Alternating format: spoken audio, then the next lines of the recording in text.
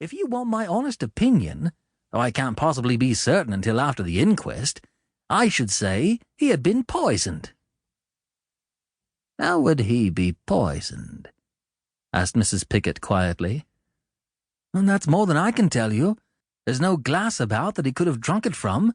He might have got it in capsule form. But why should he have done it? He was always a pretty cheerful sort of old man, wasn't he?" "Yes, sir," said the constable. "He had the name of being a joker in these parts, kind of sarcastic, they tell me, though he never tried it on me." "He must have died quite early last night," said the doctor. He turned to Mrs. Pickett. "What's become of Captain Muller? If he shares this room, he ought to be able to tell us something about it." "Captain Muller spent the night with some friends at Portsmouth," said Mrs. Pickett. "He left right after supper and hasn't returned."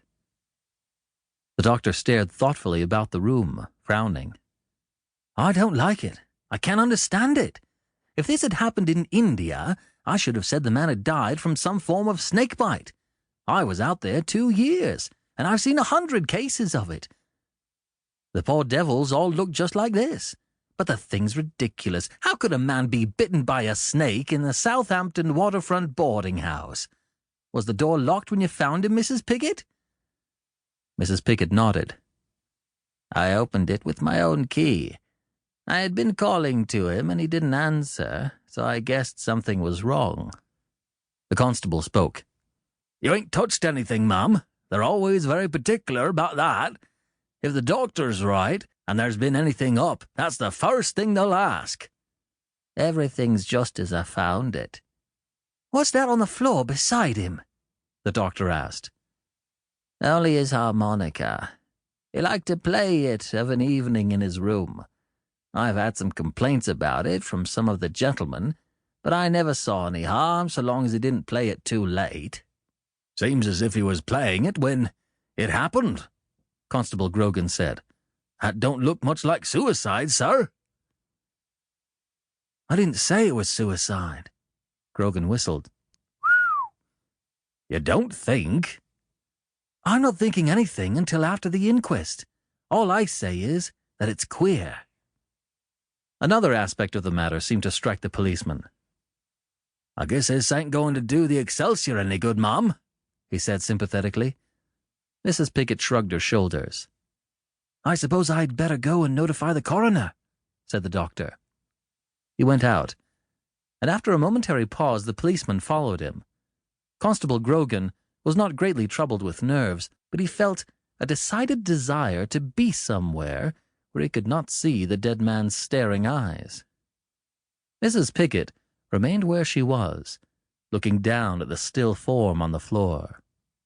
Her face was expressionless, but inwardly she was tormented and alarmed.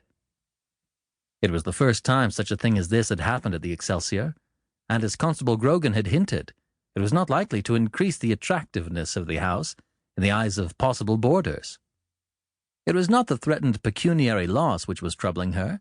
As far as money was concerned, she could have lived comfortably on her savings, for she was richer than most of her friends supposed. It was the blot on the escutcheon of the Excelsior, the stain on its reputation, which was tormenting her. The Excelsior was her life. Starting many years before, beyond the memory of the oldest boarder, she had built up the model establishment, the fame of which had been carried to every corner of the world. Men spoke of it as a place where you were fed well, cleanly housed, and where petty robbery was unknown. Such was the chorus of praise that it is not likely that much harm could come to the Excelsior from a single mysterious death, but Mother Pickett was not consoling herself with such reflections. She looked at the dead man with pale, grim eyes.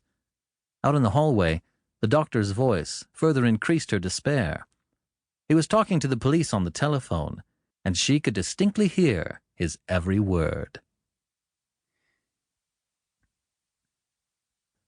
Chapter 2. The offices of Mr. Paul Snyder's detective agency in New Oxford Street had grown in the course of a dozen years from a single room to an impressive suite, bright with polished wood, clicking typewriters, and other evidences of success. Where once Mr. Snyder had